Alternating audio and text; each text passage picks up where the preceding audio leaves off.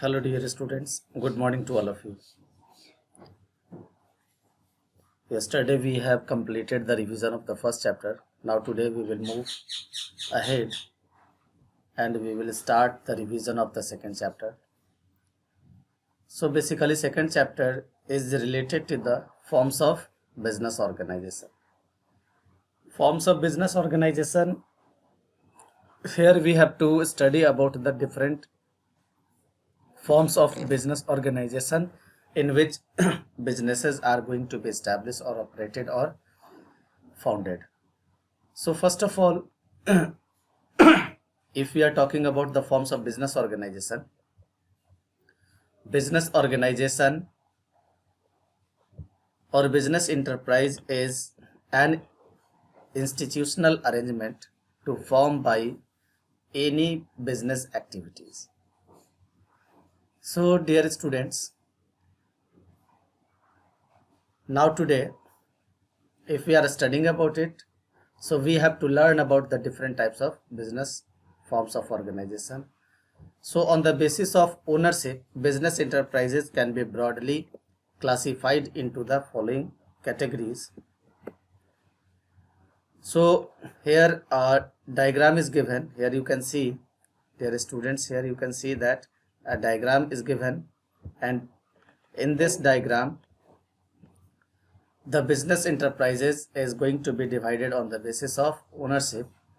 So forms of business enterprise, basically on the basis of ownership, it is classified into three types. First is private enterprise, second is public enterprise, and third is joint sector.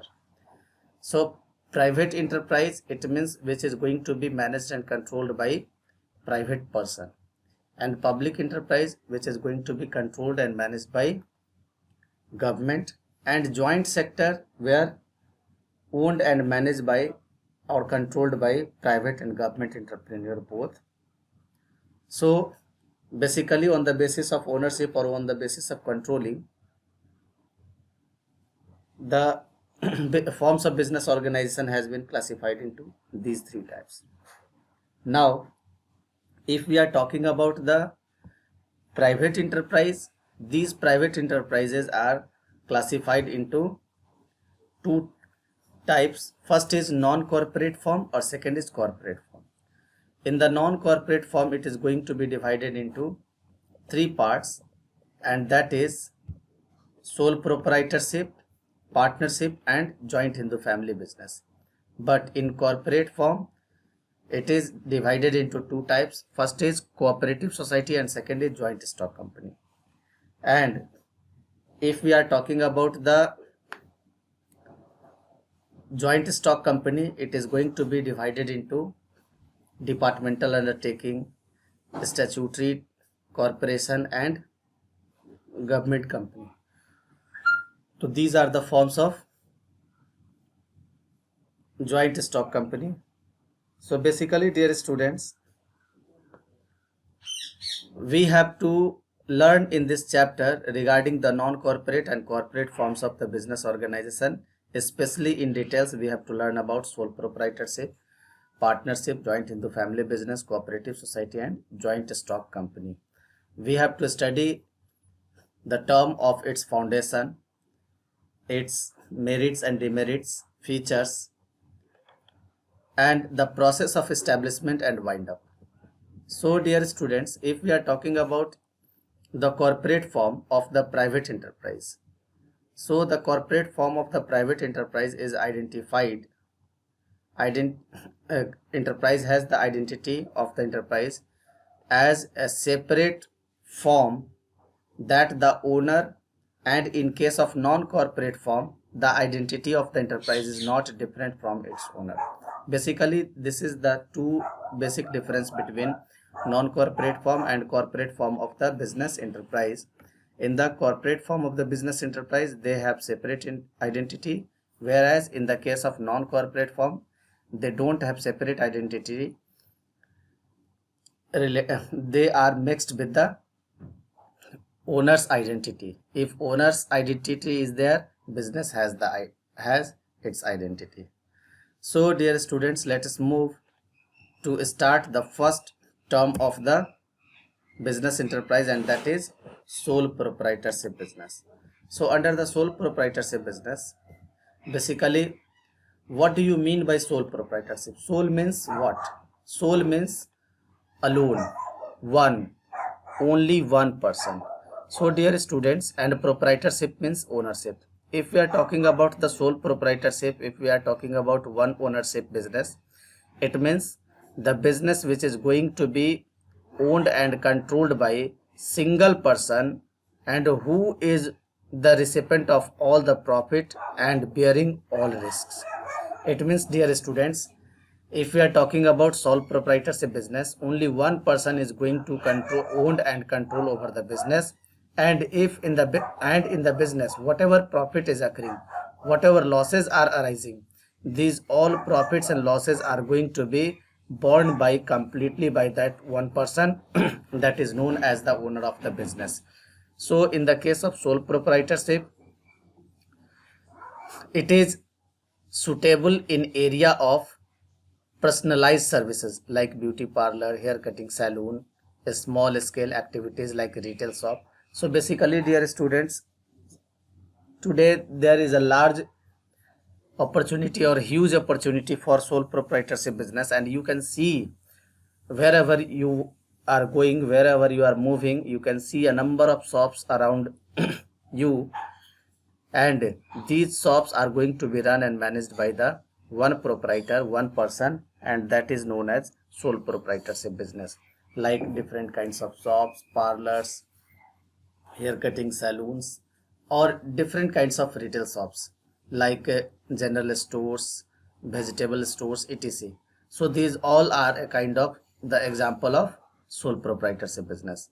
Now the sole proprietors in the sole proprietorship business, as we have studied the definition, we find following features of the sole proprietorship business.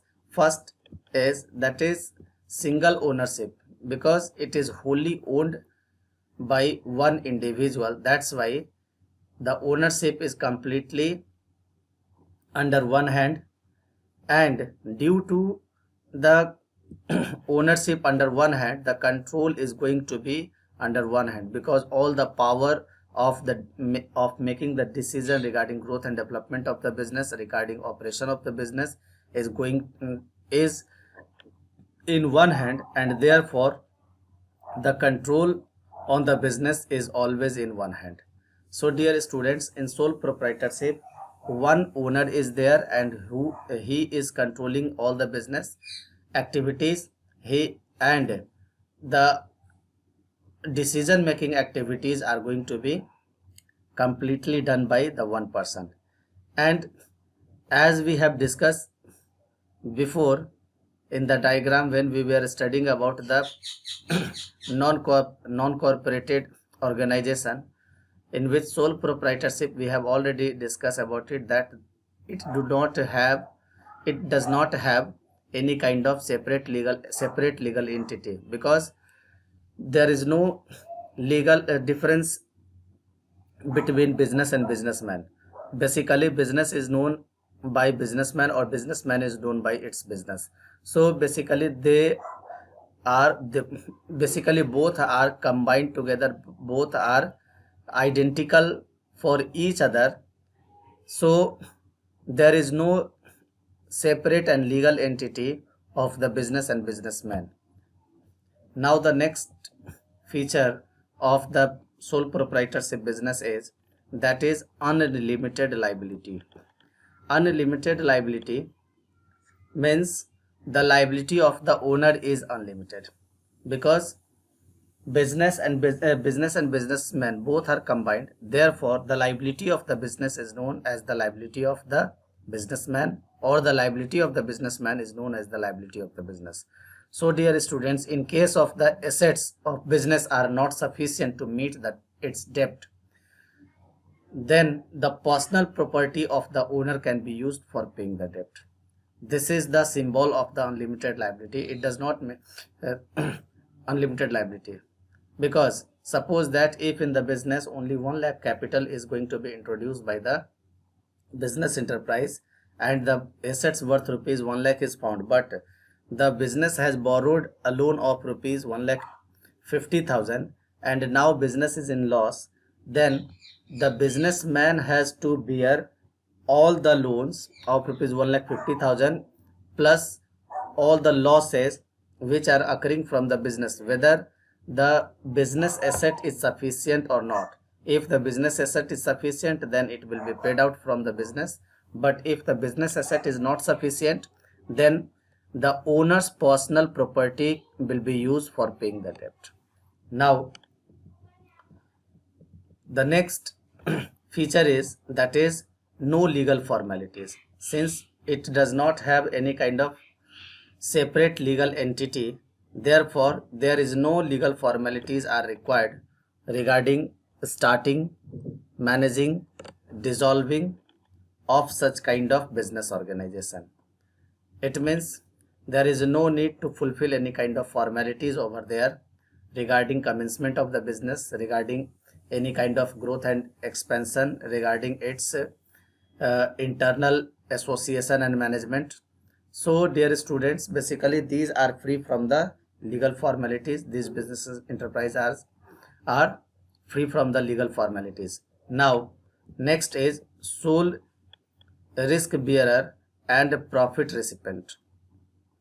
It means, dear students, in the term of sole proprietorship business, the owner is only the bearer of all risk and the owner is only the bearer of all profits and loss, because there is no controlling hand, there is no sharing hands, completely owned and controlled by one person. Therefore the business is going to be controlled by one person. That's why the profit will be borne by one person, and if any loss is arising, that loss is going to be borne by that one person.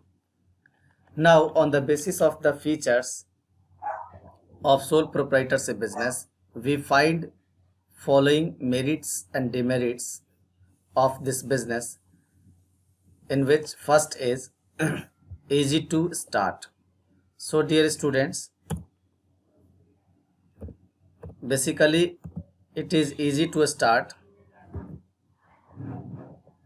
Wait a minute. It is easy to start. Next is quick decision making.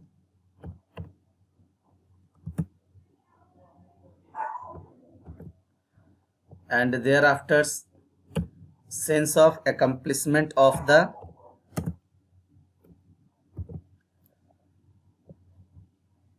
accomplishment. Next is unlimited liability.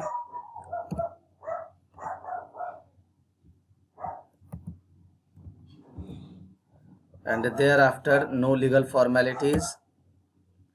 And thereafter sole risk bearer and profit recipient. In the case of easy to start and in easy to close, as we have discussed regarding the formalities of the business enterprise, as we know that the business does not the business has no need, or the business is not required to fulfill any kind of legal formalities regarding its startup and wind up. Therefore it is easy to start and close without any legal formalities or without any legal information. So basically these business enterprises can be established by any one person who have a kind of little bit capital too. Next, that is quick decision making. As we know that sole trader does not require any kind of consultants or any kind of we can say any kind of talking or talking and consulting with any other person regarding the decision. The sole trader is alone to take the decision regarding growth and development of the business. Therefore the quick decision can be taken because the sole trader has to take the decision alone. There is no need to make the discussion with others, so there is no need of the discussion. Therefore decision can be taken easily and quickly. Next is the sense of accomplishment. Dear students, there is a sense of personal satisfaction because the business enterprises, the businessman, whatever he is doing, he is gaining and consuming all the profit. Therefore, the complete due to complete controlling on the business enterprise is getting more satisfaction in context of the other forms of the business, and how they are going to introduce their effort, how much they are going to introduce their effort. These efforts are also helpful for creating the business activities for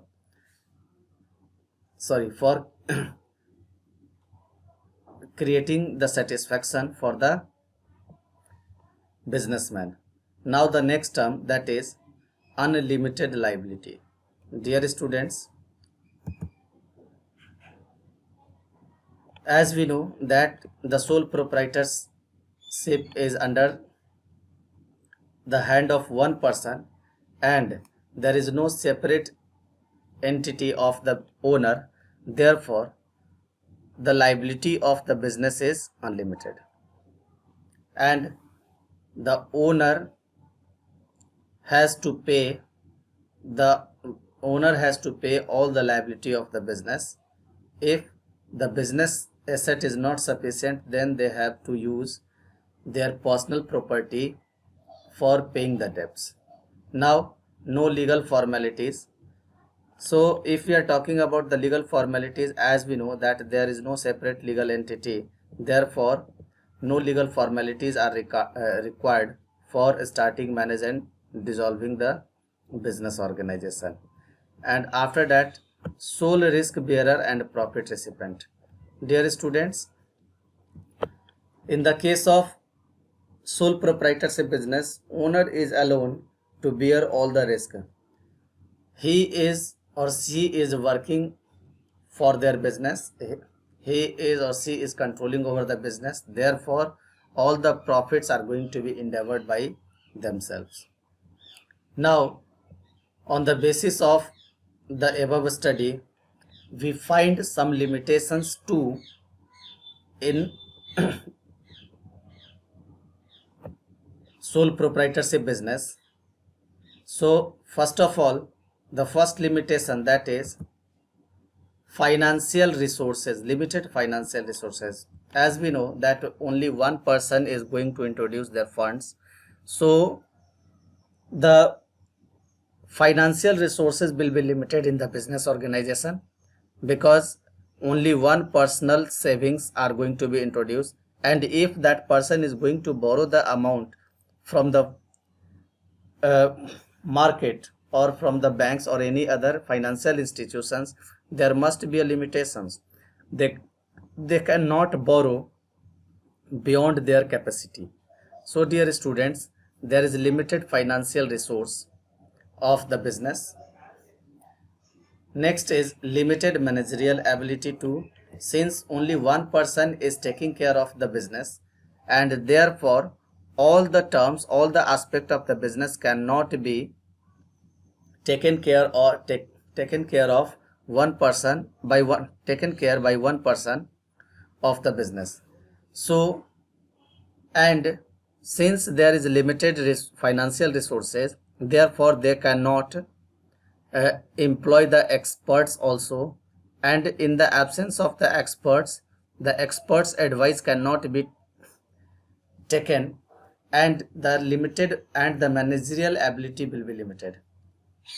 So the business can be run as in the simple way. It cannot be expected to become too much broader or too much large. Now, the unlimited liability. So dear students, in the case of unlimited liability, if we are talking about the unlimited liability, in the business there is no limited liability. Liability of the business enterprise is unlimited basically, because the owner has to fulfill all the debts. It means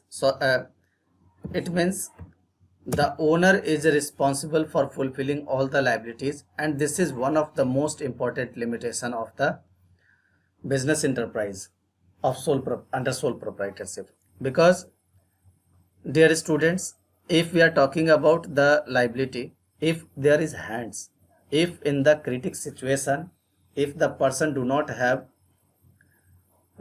profit, if the business is suffering from the loss, then it can be easily handled if some hands are there. But if there is no hands, it cannot be handled easily. It will be difficult for handling the opportunity, handling the loss, or for making the payment by introducing their personal property. So this is one of the most important limitation of the business enterprise. Second is uncertain life. As we know, dear students, that the life of the business is completely depend on the life of the businessman. So in the case of death, insolvency, lunacy, or illness of the proprietor can affect the business and can lead to its closure.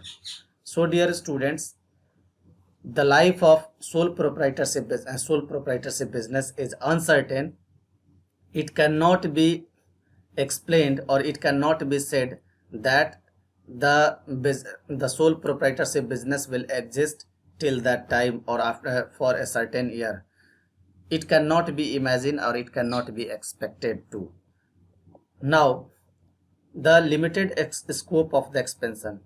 As we know that the only one person has to use its managerial skill capital. So dear students, the growth and expansion of the business cannot be expected at large scale. It means the growth and expansion of the business can be limited always. We cannot expect that the business can be expanded at the broader level, or the business can be started at the broader level. So dear students, these were few basic limitations of the sole proprietorship business. So dear students, today we have completed the first form of the business organization, that is sole proprietorship. Tomorrow we will discuss about the partnership business. Till then, thank you.